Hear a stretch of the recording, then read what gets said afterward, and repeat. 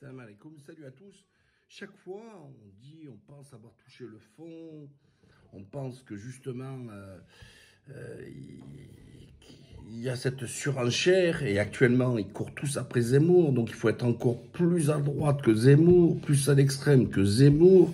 Il donne le timing et les autres lui courent après. Je vous laisse très rapidement écouter ce que dit ce député ancien maire de Châlons qui s'est déjà illustré à l'époque sur l'histoire des cantines, LR. Écoutez et je reviens ensuite. Que j'ai écouté effectivement d'une oreille attentive entre islam et islamiste. Simplement, ce qu'on voit aujourd'hui dans certains quartiers, et je vais employer un mot qui va forcément faire réagir autour de cette table, moi je sens une espèce d'épuration ethnique, c'est-à-dire que vous avez une partie de la... Mais je vais jusqu'au bout.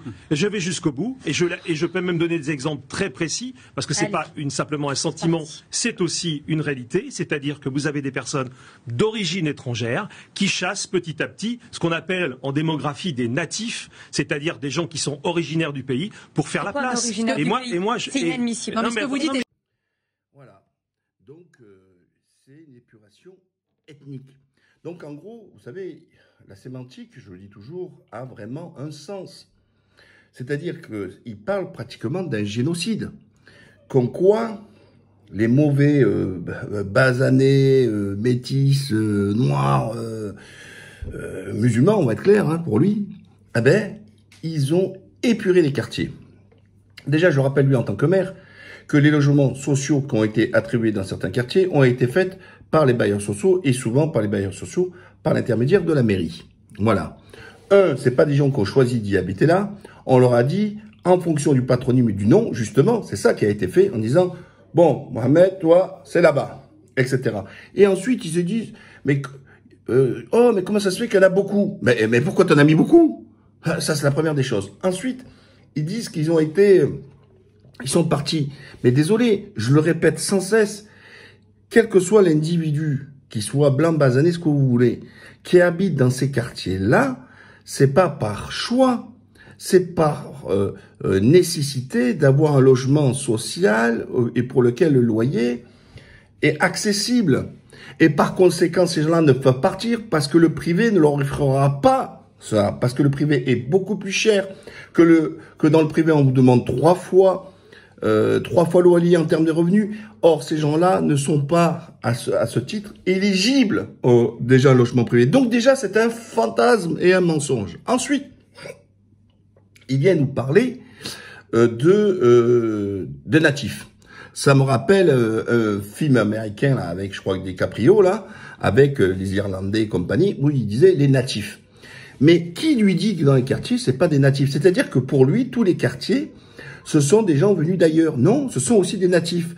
Sauf qu'en fait, il emploie le mot natif, donc ça veut dire quelqu'un qui est né français, pour en fait, lui, décrire une population qui serait non musulmane. Alors, plâtré de son nom, tu mérites une emplâtre, puisque moi, par exemple, je suis basané et je m'appelle Mourad Ghazli. Je suis un natif, je suis né à Aubagne, ville de Marcel Pagnol, ok? Et comme des millions de Français de confession musulmane, natifs, etc. Donc, en fait, on est bien d'accord, le problème, et on en revient à ce que je disais depuis des années, c'est qu'on n'est pas un problème d'intégration ou d'assimilation, puisqu'ils sont même pas une histoire même de prénom. C'est tant qu'on ne se sera pas déguisé, faire chirurgie esthétique, changer, se mettre blanc, les yeux bleus, se faire appeler Francis la saucisse et manger du porc et ne plus être musulman, tant qu'on n'en arrive pas à ce stade-là, on sera des Français de trop en trop. Et donc, ils veulent pas nous, comme je vous dis, c'est eux qui ne veulent ni intégrer, ni assimiler dans leur tête que l'ethnie ou la religion ne fait pas l'appartenance à la nation. Être français, ce n'est pas d'être une ethnie. Être français n'est pas d'une religion.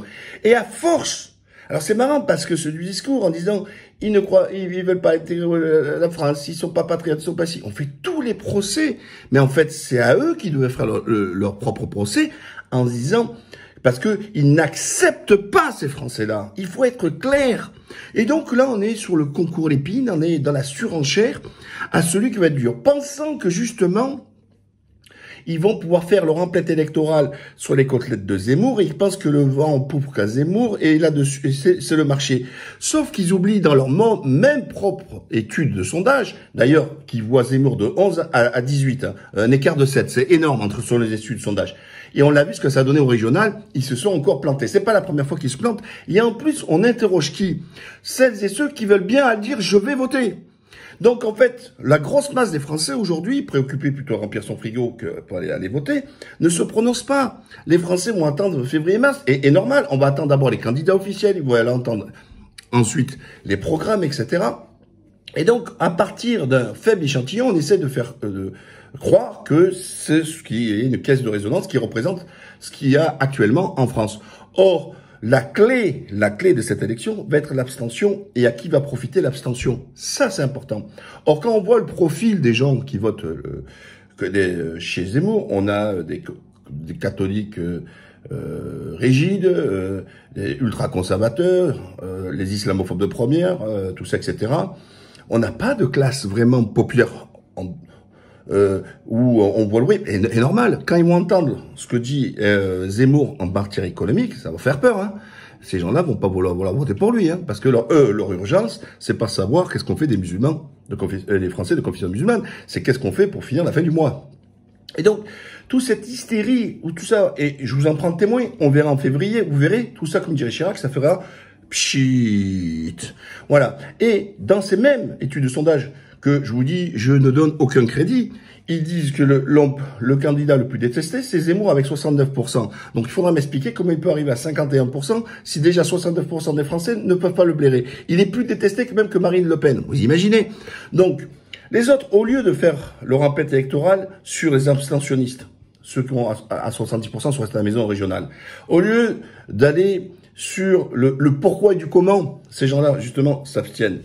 Ce n'est pas sur une question, et on le voit quand les études de sondage, bien sûr il y a le Covid, mais le pouvoir d'achat, l'emploi, tout ça, etc., pèse. Aujourd'hui, comment voulez-vous que les gens puissent se loger avec des salaires aussi faibles quand il y a une poussée énorme du prix de l'immobilier à l'achat, et donc, de facto, à la location, et ensuite, bien sûr, avec l'énergie qui est en train d'exploser, comment faire pour finir, justement, ces mois? Et au lieu d'aller les chercher et aller sur ces questions-là, ils préfèrent tous aller à la surenchère au concours, celui qui va être le plus islamophobe. Moi, je me félicite d'une chose, je viens de faire la Selem 2, la deuxième résidence islamique, j'ai tout vendu en moins de 15 heures. Hein. Il y a plus de 100 personnes qui attendent, etc. Mais moi, je suis content, parce que actuellement, alors, certains vont peut-être mal le prendre, mais tous les gens qui ont de l'argent, etc., qui sont pas mal, ou qui sont moyens, ben ils se barrent de la France. Hein. Et les musulmans qui ont les pépettes, hein, ben ils sont en train de fuir la France. Alors moi, je suis un des réceptifs, mais il y en a qui vont dans d'autres pays aussi, etc. Donc en France, il va vous rester quoi? Les fonctionnaires, les cassos, les RSA et les fonctionnaires. Voilà, c'est tout ce qui va vous rester. Voilà, point barre. Parce qu'ils en ont marre. Mais je suis aussi surpris de voir que des Français, non, de confession musulmane, ont une envie de fuir la France aujourd'hui. Ils ont envie de quitter la France. Parce que, justement, c'est ce spectacle que donnent les médias. Ils fatiguent. Parce que on ne se préoccupe pas. Alors, encore une fois, qu'il y ait des débats autour de l'immigration, bien sûr, c'est naturel. Mais quand on essaye d'en faire associer des Français, les rendre étrangers comme si c'était un corps étranger, parce qu'ils disent il y en a trop, c'est visible et tout ça, etc. Mais en quoi le fait de porter un foulard ou une barbe fait de vous un étranger? Non, c'est des natifs, la plupart. La plupart, c'est que des natifs. Donc, il faut arrêter de laisser penser, et déjà même interroger les gens s'il y a trop d'immigration, mais comment on peut savoir quelqu'un qui est immigré? Franchement, il faudra m'expliquer le détecteur où c'est écrit étranger.